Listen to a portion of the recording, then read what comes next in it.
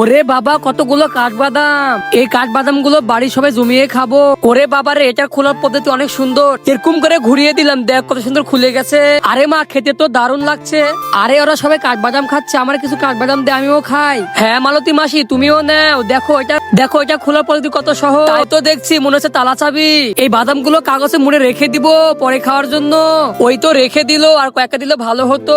এই জায়গায় সুন্দর করে লুকিয়ে রেখে দিই পরে খাওয়ার জন্য। যাই, আমি কাঠবাদাম গুলো বাসায় নিয়ে যাই। আরে রান্নাঘরটা খোলা কেন? বাদাম কে নিয়ে গেল? আরে আমার বাবু তো এখানে খেলা করছে, এ আর কি নেবে? দেখি তোমার ছেলে কি করে। আর ছেলে যখন খেলা করছে তাহলে নিল কে? আরে ওর আবার কি হলো? যাই তো পিসিমাকে জিজ্ঞেস করে আসি, নিছে নাকি। পিসিমা শোনো তো, তুমি কি ঘরে থেকে কাঠবাদাম নিয়েছো? আরে না, আমি কাঠবাদাম কি করবো। আচ্ছা ঠিক আছে, আমি তো কিছুই বুঝতে পারছি না। যাই তো একটু মায়ের ঘরে যাই দেখি।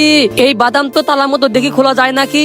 ও বাবা, দেখি তো এটা মায়ের কাজ। সবাই সাবস্ক্রাইব করে দিবেন, লাইক করবেন। ধন্যবাদ সবাই।